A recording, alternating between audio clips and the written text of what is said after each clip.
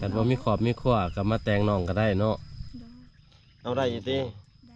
ครับได้อยู่เนาะตอนอยู่สำนันเนาะเพราะว่าคือน้องว่าบ่ตีเนาะอายุเนาะซ้ำได้ก็ได้แม่นบ่น้องลอยวันนี้คือว่ามีแต่น้องคนเดียวน้องอยู่นี่เนาะเป็นน้องของน้องไปใช้กะเอื้อยน้องไปใช้ไปเฮ็ดเวียกอยู่เวียงไปเฮ็ดเวียกอยู่เวียงโอ้ซาจอยน่ะไปเฮ็ดเวียกอยู่เวียงแล้วน้องได้ซั่นน้องลาเอาพัวเก่าแล้วเอาพัวอ๋อกลับเอาพัวเก่า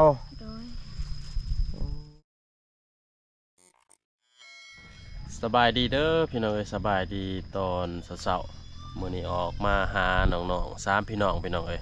เพราะว่ารุ่นน่ะบ่ได้มาหาน้องเนาะบ่าวไทยเนาะแม่นประมาณเกือบเข้าเดือนแล้วเจ้าพี่น้องบ่ฮู้ว่าชีวิตการเป็นอยู่ของน้องๆเป็นแนวใดและข่าวดีอีกเรื่องนึงก็คือว่ามีอ้ายใหญ่เพิ่นทางฝั่งไทยพี่น้องเอ้ยฝากเงินมาซื้อข้าวบ่ซื้ออาหารการกินแล้วก็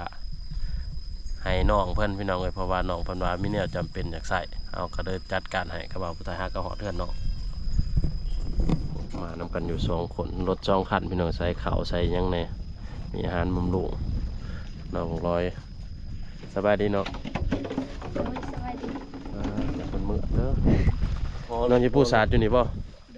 นะปูสาดอยู่นี่มันจังคมมันจังเย็นดีพี่น้องเลยคนรอประจำทีมงานพี่น้องเลย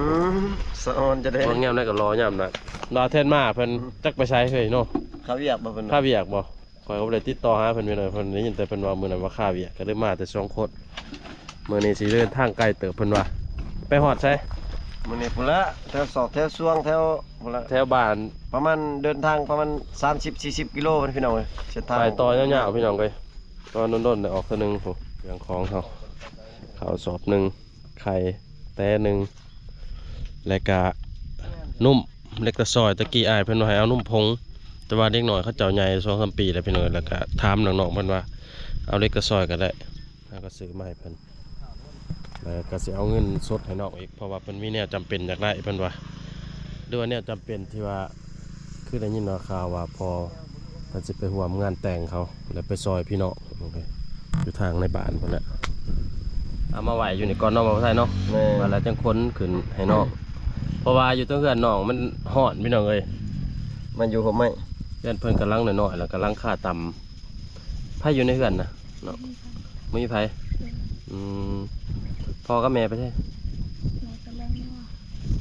แม่ไปเลี้ยงงัวพ่อได้ใช่หับเนียงเนียงแบบภาษาสนองมันยังหับเนียงหับนางมันเปล่าหับนางหับนางไผ่หับเนียงหับไผ่หับเนียงนางนี่เนียงพี่น้องเลยถือว่าเครื่องคองกะเอามาหมอบให้น้องนะพี่น้องเลยมีเข่าแน่แล้วก็นุ่มแน่แล้วก็ไข่มีแต่แน่มันรุ่งแน่น้องลอยเลยช่วงใส่เป็นเห็นน้องยังเบาขาดชาติอาหารว่ายังน้อยเพื่อก็เลยอยากเลี้ยงให้ใหญ่พี่น้องเลยไอ้เพื่อก็โทษมาตลอดอยู่บ่เป็นบอกอยู่บ่ว่าสิซื้อข้าวซื้อยังไงเป็นบอกบ่เป็นบอกรายละเอียดอยู่เนาะเพราะว่ายังมีเงินสดอยู่เลยบอกใช่คือได้ยินว่าเสียไปใช่ก็ไปซอยเขาเงินสดไปซอยเขาพอยืมเขาแล้วเขาอยากได้คืนเขาก็ตะกี้นั้นอ้ายเพิ่นว่านั้นให้ซื้อข้าว2 สอบเนาะกับพวกไข่บอกยังแต่ว่าผู้ที่น้องร้อยเพิ่นว่าอยาก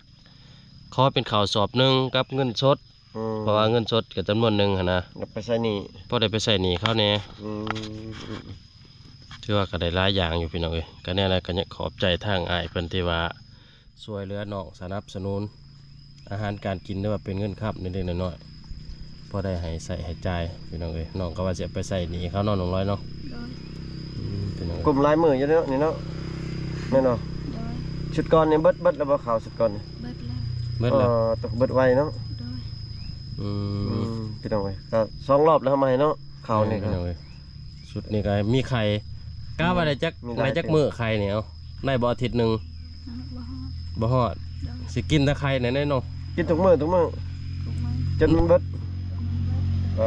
นมนี่ก็ให้เด็กน้อยกินผู้ใหญ่อยากอีดีก็จังกินเนาะพอเด็กน้อยจักคนในเฮือนน้องนะ3บ่4 คนพอดีก็กินคนละกองพอได้อันนี้กันพี่น้องเอ้ยซอยกันไปบัดนี้ก็เท สิให้น้องเพิ่นขอบมุกขอบใจอายเพิ่นก่อนพี่น้องเอ้ยพอได้มีเพื่อมีแห้งสู่การสู่งานต่อไป ขอบใจเพิ่นเนาะ ขอบใจเพิ่น ขอบใจด้วยอายที่ช่วยเหลือน้อง อวยพรให้เพิ่นพร้อม น้องบอกเป็นด้วยพ่อ อวยพรให้อยู่ดีมีแห้งเด้ มีแห้งเด้ ดีมีแหงตื่นเช้ามาให้ได้เงินแสน นอนให้ได้เงินหมื่น โดย ตื่นขึ้นมาได้เงินล้าน แม่น กันว่ามีขอบมีขั้วก็มาแต่งน้องก็ได้เนาะ โดย เอาได้อยู่ติ ได้ รออยู่บ่ลาวเพิ่นที่เอาข้าวให้นี่รอบ่ ก็รอเลย ครับได้อยู่เนาะ หับ อายุสำนั้นเนาะ โดย เพราะว่า ใจดีพร้อม โดย คือน้องว่าบ่ตีเนาะอายุเนาะซ้ำได้ก็ได้แม่นบ่น้องลอย แม่น ขอแต่หยังขอแต่หักจริง แม่นน้อง เพราะ เกี่ยวอยู่บ่เกี่ยวมาตา ขอแต่มีแห้งเฮ็ดเวียกเนาะ โดย อืม ซอยเวียกซอยงานกันพี่น้องเลยก็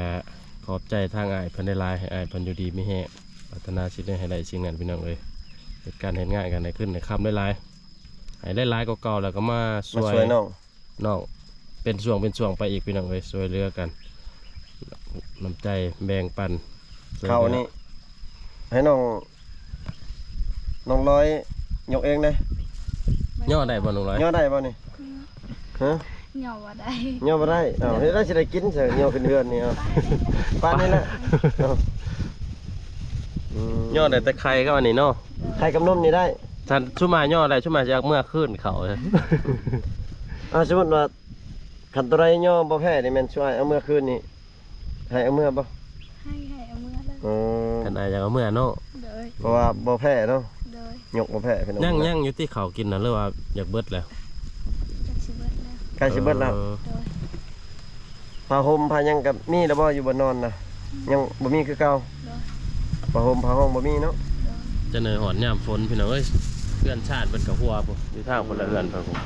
มื้อนี้คือว่ามีแต่น้องคนเดียวน้องอยู่นี่เนาะเป็นน้องของน้องไปใช้กะเอื้อยน้องไปใช้ เลยไปเฮ็ดเวียกอยู่เวียง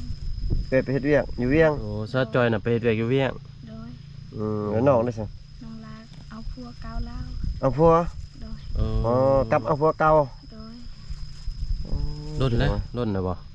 ได้จักมือเลย สามมือ 2-3มื้อนี่ โดย อืม เดี๋ยวได้เรามาเอา พัวมา ผัว นำ มานํบ่ดู บัดแต่ทำเด็ดลาวว่าไปกลางเที่ยงเขาก็เขาบ่ได้ไปนำลาวบัดอันตื่นเช้ามาเราก็ไปอยู่เพื่อนพัวลาวเขาเลยงงเลย เออแล้วลาวหันไปการเครียด โดย ตัวประการเครียด ตัวไปการเครียดแล้วไปนํผัวเลย โดย เออแล้วก็บ่ได้ตกแต่งหยังเลยบัดนี้ โดย บ่ได้เสียเหตุเสียหยัง ไปเสียอยู่ เสียหยังล่ะ ไปเสียแม่เขาเฮ็ดเฮ็ดใหม่อีก เออ ก็เฮ็ดแล้วเรียบร้อยแล้ว ยังเขา โอ้ พาได้พ่อแม่พัวลาวขึ้นหัน พ่อแม่เราขึ้นมาอีก โดย อืม เขาสิมาอยู่บ่ แล้ว มันบ่ไกลๆนึงเดียว แล้วเราสิอยู่นี่ต่อบ่ผู้นี้เราบ่อยากเมื่อเลยบ่หลังจากที่ว่าเอาน้องหลาน จากน้องก็บ่ฮู้คือกัน เขาสิได้อยู่ในต่อนั่นแหละกันจังเอา ปกติเขาเมื่อแล้วบัดนี้พรเบิดงานน่ะเด้ เพราะว่าน้องหลานเนาะ โดย เราเฮ็ดเวียกหยัง เขาไปเฮ็ดดินเลยเดี๋ยวนี้บ่มีแล้ว ดุดขับรถฟอร์ด โดย อืมลักษณะว่าเขาเจ้ามาหาเฮ็ดงานเนาะ แม่น หาดุดดินหาดุดสวนพี่น้องเอ้ย ผู้ใดลงคาลมก็ถือว่า เสร็จ เรีย เนาะ บร้อยพี่น้องเอ้ย เด็กน้อยอยู่ในบ้านนอกเฮาก็ห้อยคันติดคารมหน่อยหนึงก็ไปเลยเด้อพี่น้องเอ้ย ยังบ่เคยออกเห็นเมืองใหญ่เด้ นี่ โอ้บัดนี้เหลือแต่น้องอยู่เฮือนนี่เนาะ โดย น้องจอยไปเฮ็ดเวียก โดย ยังแต่น้องคนเดียวน้องบ่คิดอยากได้ผัวบ่น้องก็ได้ ก็อยากคิดคือกันแบบได้พัวไฟสิเฮ็ดนำพ่อแม่ เออ โอ้ แต่จริงบ่มีไฟสิมักพร้อมฐานะจน ฐานะจนบ่มีผู้ใดมาก โดย คิดจังได้คือกันแต่ว่าย่านบ่มีคนช่วยเวียกพ่อแม่ โดย อีกอย่างก็เพื่อนชาติทุกอย่างย่านบ่มีคนมักเนาะ โดย พี่น้องเอ้ยจักเช่นในขันซุ่มว่าน้องแต่งไปอีกกระเบิดแล้วคนเนาะเวียกอยู่กันเนาะเลือดแต่เล็กน้อย ยังแต่เด็กน้อย โดย บาดลูกเช้าจอยได้ใส่เพิ่นเอาไว้ใช่อยู่เฮือนนี่บ่ อยู่เฮือน ให้แม่เป็นคนเลี้ยง โดย โอ้บ่ไทยถือว่าถือส่วงชีวิตอันนี้ได้ส่วงนี้ได้คะแนนนี้เราไปรุ่นบ่เราสิไปนะเช้าจอยนะ แล้วสิเงินเดือน12ปีหน้าคือ เดือน12เราสิมา โอ้อีกประมาณ4เดือน5เดือนข้างหน้า อืมบางที่ก็บ่ฮอดนะบอกไง อืม เห็นหลายคนเนาะเขาเจ้าไปนี่เดือน2เดือนเขา ป เจ้า ระ มา มาณ2เดือน3เดือนพี่น้องเอ้ย เขาเจ้ามาพี่น้อง เพราะว่ายามเฮ็ดนี่เขาว่าป้าบ่ได้เด้ต้องได้มาแก่เฮ็ดบอกกันเวลากันเฮ็ดต้องได้มาอันบอกเขานำกัน บ่ ได้คือกันบ่ บ่ได้มาเราว่าเฮาเตรียมใจเฮ็ดเวียกให้มีคือเขาเราในนั้นโทรหากับพ่อกับแม่ทุกเวลาเขาเอาไอ้ใจว่า อื อื ม ม หอดเดือน12เขาจะเงินนั้นไอ้ใจว่า ทุกกระยาสิเฮ็ดเวียกก่อน 7 8 9 10 11 12ประมาณ7เดือน อืม เดือนเท่าได้เราเฮ็ดนะ เดือนละ3ล้าน 3ล้าน โดย เฮ็ดเวียกยังเนาะตัดยิ้ม บ่แม่น แม่บ้าน ขายเครื่อง อืม ขายกระบอกกระแบง โอ้ ขาย ขายเครื่องสมาง โดย ขายเครื่องอยู่ห้านท่าน โดย อ๋อ คือเห็นเพิ่นไปกับน้องแสดบ่อาแสดบ่ โดยกะ เฮ็ดบ่อนเดียวกันบ่ โดย โอ้ ใครนั่นอยู่เป็นหมู่กันเนาะ บ่ได้มีหมูปากหมูเว้าพี่น้องเอ้ย บ่ได้ติดต่อเวียกให้กระแซดอืม ไปเวียงบ่หรือไปสวรรค์ ไป น้อง เรียน ไปเวียงผม อืม โดย เราขายน่ะเราไปขายอยู่ตามตลาดบ่หรือขายน้ำหานอยู่เฮือนเขา อยู่เรือนเขาหั่นแหละ โอ้ แบบลักษณะอยู่ห้านเลยเนาะ เป็นหานใหญ่ครับเขาเนาะเดือนหนึง3ล้านเช่าห้องอยู่เอง อยู่นำเขาหั่นแหละ คือจะใครแน่ อื เนาะ ม พ่อโอเคอยู่พี่น้องเอ้ย คันมีอยู่เฮือนเขาเจ้านี่ก็ กิ คล้าน ย อยากน้ำเขาเงินเดือนก็มีแต่ซื้อเครื่องเล็กๆน้อยๆเนาะ อืม แล้วก็เก็บไว้พี่น้องเอ้ยได้แต่บ่เดือนหนึงแล้วไป ยังบ่ฮอดเนาะ โดย ๆน้องบ่คิดอยากไปบ่ซะ คิดคือกันแต่บ่มีไฟเฮ็ดเวียก คิดอยู่เนาะคิดอยู่แต่ว่า บ่มีไฟเฮ็ดเวียกอยู่เฮือน อ๋อ ถ้าไปเบิด2คน ถ้าไปเบิดก็บ่มีคนอยู่เฮือนแหล้วเนาะ โดย ขนาดนี้ก็ยังส่วนหลายเวียกหลักๆนี่แม่นน้องร้อยเลยเนาะส่วนหลายเนาะเวียกในเฮือนนี่พี่น้องเอ้ยเพราะว่า มันเข้าเป่าไฟนี่บ่ได้ลูก บางทีก็แม่บางทีก็เฮา อืม เปลี่ยนกันเนาะ โดย เฮ็ดอยู่เฮ็ดกินนี่ไผเฮ็ดใช่ เฮาเฮ็ดเอง เออน้องเป็นคนเฮ็ดกิน แม่บ่ได้เฮ็ดซะบ่ บ่ อืม ในลักษณะเปลี่ยนกันนะแต่ว่าหลักๆก็สิแม่นน้องนี่แหละเป็นคน แม่ เฮ็ดอยู่เฮ็ดกินหนึงเขาเป่าไฟพี่น้องเอ้ย ตักน้ำตักในก็น้องเนาะ โดย มันสิเวียกหนักขึ้นได้ว่าตะกี้น่ะมี3คน แม่ บัดนี้เหลือคนหนึงพี่น้องเอ้ย เหลือคนเดียวพี่น้องเอ้ยโอ้ เพราะว่าผู้เอื้อยของน้องนี่ก็ไปเฮ็ดงานอยู่เวียงพอได้ซื้อข้าวกินแต่ละมื้อแต่ละเดือนพี่น้องแล้วก็ส่วนน้องลา กับ แม่น ครัว กับเอาผัวเก่าขึ้นพี่น้องเอ้ยยังแต่น้องแล้วบัดนี้เนาะบ่ฮู้ว่าสิกลับไปบ่ได้กลับบ่หรือสิกลับ น้องก็บ่ฮู้คือกัน ชื่อมันว่าชื่อมันพวกเก่าน้องกลับมานี่น้องกลับคืนบ่ ตัวเก่าน้องตายแล้ว ฮะ ตอนเดือน5วันที่31หั่น เอ โอ้ อ เสีย โดย เราเสียแล้ว โดย หลังจากที่ว่าเราปะกันกับน้องนี่เราบ่ได้เอาเมียใหม่บ่ บ่ อืมแล้วก็เราเสียเนาะ โดย อืม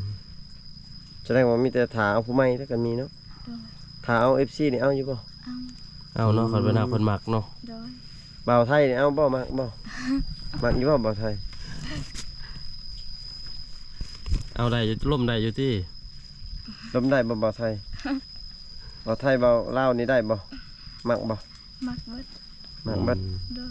บ่าวเวียดได้ซะเอ็งแอมนี่ น้องบ่เป็นภาษาเวียด บ่เป็นภาษาเวียด โดย ค่อยๆเอา แต่ภาษาลาวภาษาไทยนี่ฮู้เนาะ ฮู้แต่บ่ได้หลาย ภาษาไทยนี่ฮู้บ่หลาย โดย ฟังเข้าใจอยู่เนาะ โดย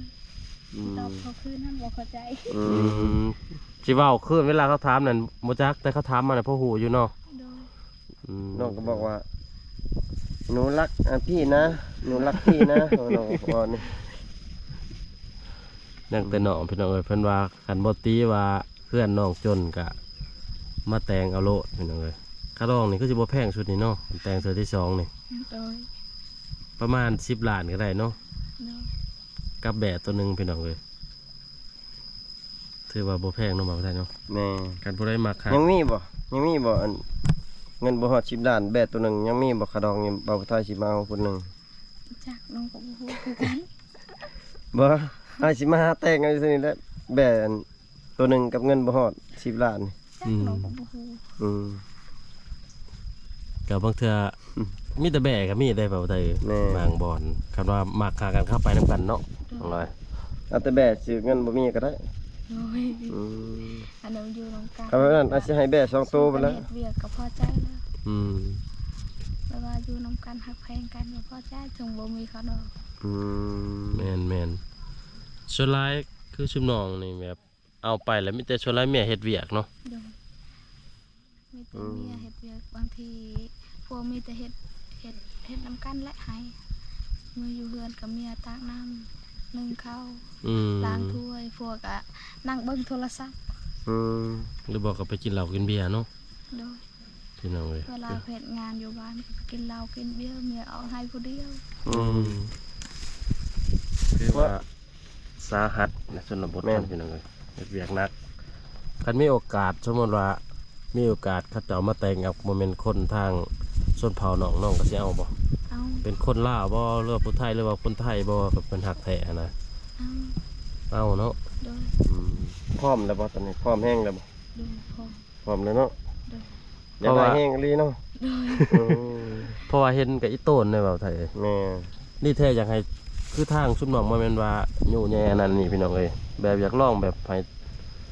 ทางชนเผ่าชุมน้องแบบไปเอาผัวลาวบ่หรือผัวไทยผัวหยังหั่นน่ะเบาไทย แม่น แบบจังบ่ได้เฮ็ดให้เฮ็ดสวนแบบทุกข์ยากหั้นนะ อันนี้แหละแบบเขาเจ้าเอาแบบชนเผ่าเขาเจ้าเองนี่เฮ็ดหมุนเวียนตลอดเนาะ หมุนเวียนบ่จักจบจักสิ้นพี่น้องเอ้ย ทุกมื้อนะเขาเจ้าเฮ็ดเวียกคันบ่เฮ็ดก็คือบ่ได้เลย อืม ต้องได้เฮ็ดทุกมื้อเนาะน้องเนาะเวียกเนาะ โดยคำบ่ได้เฮ็ดกับแม่ย่าว่าขี้คร้าน อื อื ม ม คันบ่เฮ็ดอีกก็พ่อแม่เว้าอีกเนาะอยู่เฮือนกันเลยเนาะ โดย ต้องได้เฮ็ดคันบ่เฮ็ดก็บ่ได้กินเนาะ โดย ได้ลองเอาช่วงเอาแบบทั่วไปคืออายว่าก็คันมามักฮักกันเนาะ นี่ บางเทื่ออาจชีวิตก็ดีขึ้นบางเทื่อเพิ่นซอยเพิ่นเหลือแหน่ครอบครัวเฮาก็สิดีขึ้นอีกหั้นนะเพราะว่าเขาบ่ได้สู่วนที่หลังจากคือน้องไปเอาผัวทางผัวเนี่ยบ่สู่วนมาซอยหยังติดทางเฮือนนี่บ่มีเนาะอันนั้นแหละพี่น้องเอ้ยอัน ด นี้ อกดาเลยมอนกี้ ไปน้องสาวละ เพิ่นให้ไปเอาหยังเอาหลานไปเอาหลาน เอาไปเอาร้านก่อนไปเพิ่นสิไปเอาร้านเพิ่นพี่น้องเอ้ยเพราะว่า ลูก สลาบ่น้องสลาเพิ่นสิไปหาห้อยเพิ่นน่ะน้องสลาเพิ่นพุ่นละเพื่อนเพิ่นเพิ่นน่ะ ผู้นั้นบอกผู้เนาอยู่หั่นเนาะ อยู่ตุ๊บๆมันเลยพี่น้องเอ้ยเพื่อนน้องสลาเพิ่นไปเอาแต่ว่าใกล้ๆกับเพื่อนน้องสาวนี่เองพี่น้องเอ้ย จนพ่อจังลอยกินปลาปี ร้อยกินร้อยเสาร์ร้อยแรงก็เลยได้กันคือเก่าพี่น้องเอ้ย คือสิเป็นลูกสาวจอยบ่ แม่นลูกสาวจอยนะ โอ้สองคนนี่เลยจักอยากเลี้ยงร้านจักอยากเฮ็ดเวียกเฮือนเวียกซ่านเวียกหนักคือเฮาวานแหละพี่น้องเอ้ยโอ้พี่น้องเอ้ยหลังจากที่ว่าฟังน้องเล่าก็เรื่องเล่าวที่ว่าสมควรเนาะมาไทยเนาะ แม่น คือไทยดูสงสาร แต่ก็ยังดีใจน้ำน้องที่ว่ามีอายหักหรือผู้ใหญ่ใจดีเพิ่นซอยพี่น้องเอ้ยคืออันนี้แหละเป็นข้าวเป็นน้ำแล้ว ห ก็ ลายเติบเนาะ หลายเติบแล้วกับเงินส่วนหนึ่งอีกหน่อยเพราะว่าเพิ่นสิเอาไปให้แทนเงินเขาบ่แม่นบ่น้องลอย ใช่นี่ ใช่หนีเขาเหลือจากซื้ออาหารซื้อข้าวไปหนึ่งตะกี้ว่าเพิ่นให้ซื้อข้าวนั่นแหละ2 สอบแต่ว่าซื้อสอบหนึงและสอบหนึงเพิ่นก็น้องเพิ่นอยากได้เป็นเงินสดก็เด้ออ้ายเพิ่นตามแต่น้องว่าพี่น้องเอ้ยก็สิเอาให้น้องเพิ่นเลยแหละน้องว่าได้เนาะ แม่น น้องลอยพอได้ไปใส่หนี้ใส่ชิ้นเขา นับเบิ่งเป็นอยู่บ่นับเงิน โหอยู่ติ โอ้บ่ไปยังจักแสนฮะจักแสนเนาะน้องนับเบิ่งใบที่หนึ่งนี่ใบยังนับได้ได้ ไม่ใช่ แสนแสนแล้วอีกบัดนี่ 3 4 เออเป็นด้วยสิ เพิ่นอยู่เนาะ 5แสนเนาะอย่าว่านับ จากซื้ออาหารการกินซื้อข้าวซื้อน้ำพี่น้องเอ้ย แสดงว่าเงินตัวนี้แม่นเพิ่นให้ไปใช้หนี้ ของน้องเพิ่นว่าอยากบ่เอาเขา2 สอบเอาข้าวสอบหนึงและตัวที่สอบหนึงนั่นอยากได้เป็นเงินสด จะไปใส่หนีเขาเด็กเพราะว่าอีหยังพอเพิ่นไปหยังหับนางบ่ไปส่งนางอีหยังนี่แหละทุกอย่าง ก็ดีใจน้ำหนองเนาะ แม่นขอบใจอ้ายเพิ่นอีกเท่านึงพี่น้องเอ้ยลูกไผอันนี้นะลูกน้องจอย โดย คิดว่าลูกน้องบ่แม่นบ่ บ่แม่ แล้วตะกี้อ้ายเพิ่นว่าอยากให้ซื้อนุ่มผงไงมันกลายนุ่มผงหน่อยเนาะทำนี่เนาะ คนใหญ่แล้ว พอดีน้องร้อยว่าซื้อนุ่มเล็กกระซอยมากก็ได้บ่เฮาก็ซื้อมา2 แพ็คพี่น้องเอ้ย น้องก็กินได้ที่นม น้องก็ยังกินได้ติ เลย น้องก็มักกินนมเนาะ นอนบ่น่ะ บ่ปุ๊บ กินมะนุ่มนี่นะ มันอายเนาะมันย่านบ่ มันยา ญาติโอ้ ย่านเฮ็ดนอนเลย เลย เอ้าถือว่าคลิปนี้ก็ปิดไว้ซ้ำนี่ก่อนเด้อพี่น้องเอ้ยเพราะว่าน้องเพิ่นก็ค่าเอาร้านเนี่ยแล้วก็เพิ่นสิไปอยู่เฮ็ดกินแหน่เฮาก็สิเอาไปเอาของขึ้นไว้ให้น้องอยู่ดีมีแฮงเบิดสุขุสุขคนแน่ใดก็ขอบใจทางอ้ายเพิ่นทางฝั่งไทยที่ว่าช่วยเหลือน้องสงสารน้องซื้อข้าวซื้อน้ำหรือว่าเป็นเงินจำนวนหนึงให้น้องพอได้ซื้อนั่นซื้อนี่ส่งนี่ส่งชิ้นครับพี่น้องให้อ้ายเพิ่นอยู่ดีมีแฮงเบิดสุขุสุขคนยังพอกันใหม่เถอะนะพี่น้องก็อยู่ดีมีแฮงบ๊ายบายแน่